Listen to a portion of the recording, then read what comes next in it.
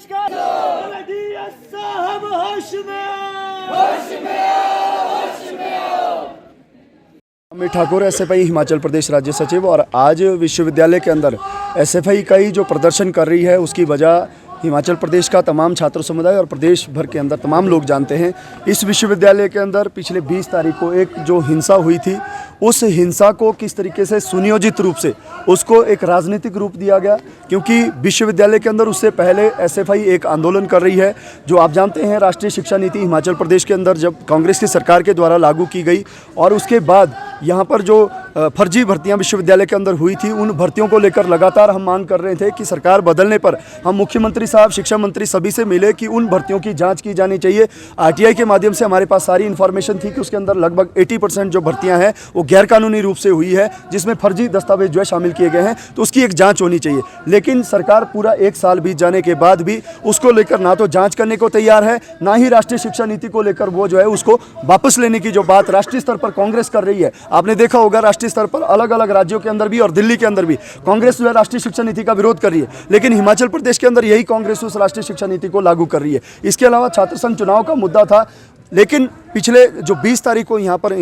हिंसा हुई वो पूरी जो है सुनियोजित तरीके से उसको अंजाम दिया गया। यहाँ पर आउटसाइडर लोग बाहर से आकर जो है यहाँ पर विश्वविद्यालय का माहौल ख़राब करने की कोशिश करते हैं, और जब उनसे बातचीत करने के लिए हमारे लोग वहाँ पर जाते हैं तो किस तरीके से वो जो है तेज धारदार हथियार से उनके ऊपर हमला करते हैं। और उसके बाद विश्वविद्यालय प्रशासन का जो रवैया रहता है वो पूरे हिमाचल प्रदेश के छात्रों ने, और साथ साथ अभी जो आप देख रहे हैं कि पूरे प्रदेश भर के अंदर भी लोग उसका विरोध कर रहे हैं कि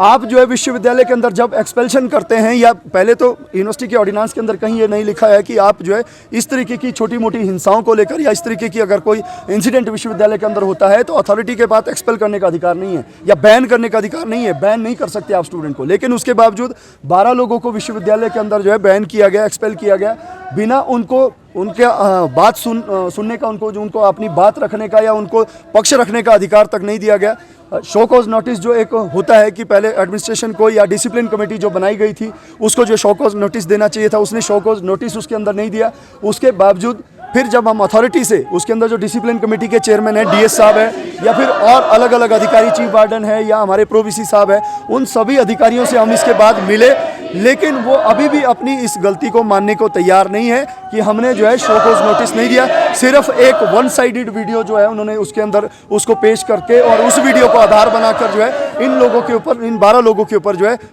निष्कासन का फैसला लिया है। जबकि उसका दूसरा पक्ष जो वीडियो के अंदर है, या यहाँ पर विश्वविद्यालय के अंदर जो छात्र हैं या सिक्योरिटी के जो लोग हैं, उनसे भी कोई राय नहीं ली गई। वीडियो के अंदर सिर्फ वो पक्ष दिखाया गया है जिसके अंदर दूसरी तरफ जो है जब बाद में वो जो है उसके साथ मारपीट होती है, लेकिन उससे पहले उसने जब मारपीट की उसके ऊपर कोई कार्रवाई नहीं की है। वो दोनों लोग आउटसाइडर हैं, इसलिए उनके ऊपर विश्वविद्यालय कोई कार्रवाई नहीं कर सकता है। लेकिन हमारे जो विश्वविद्यालय के छात्र हैं उनको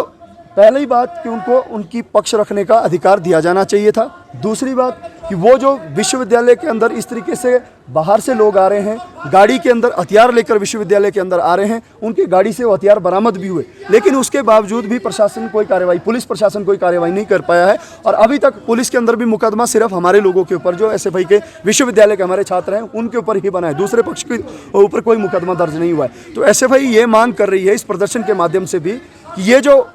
इस पूरे घटनाक्रम को किस तरीके से वन साइडेड एक्शन पुलिस के द्वारा किया गया, फिर उसके बाद जो है विश्वविद्यालय प्रशासन भी वन साइडेड एक्शन कर रहा है, दूसरे पक्ष को सुनने का उसको अधिकार नहीं दिया गया है और उनको एक्सपेल किया गया है। ये बिल्कुल गैर कानूनी तरीके से किया जा रहा है। हम प्रशासन से बार बार ये मांग कर रहे हैं कि वो इस एक्सपेल्शन को तुरंत वापस ले, क्योंकि आने वाले 10 तारीख के बाद विश्वविद्यालय के अंदर फाइनल एग्जाम होने वाले हैं। 6 तारीख से विश्वविद्यालय के साथ पूरे जो है नेट का एग्जाम भी होना है और अलग अलग प्रतियोगी परीक्षाएं भी होने वाली है। तो ऐसे समय में विश्वविद्यालय का छात्र जो है लाइब्रेरी के अंदर जाना चाहता है, वो अपनी पढ़ाई करना चाहता है, लेकिन विश्वविद्यालय का प्रशासन उनके भविष्य के बारे में ना सोचते हुए वो एक्सपेल्शन के ऊपर अभी तक अड़ा हुआ है। आज उसी को लेकर ये प्रदर्शन यहाँ पर हुआ। आगे क्या हमारा मकसद ये है कि हम प्रशासन के हर एक अधिकारी से मिले। एक्सपेल्शन आपने गैर कानूनी तरीके से किया है, आपको रिवोक करना पड़ेगा, लेकिन अगर वो बातचीत के जरिए या इस तरीके से, आज हम जो है डीएस से मिलना हमने था लेकिन आज वो नहीं आए हैं, तो प्रो वीसी साहब से भी हम इसके बाद मिलेंगे। लेकिन अगर बातचीत से मसला नहीं सुलझता है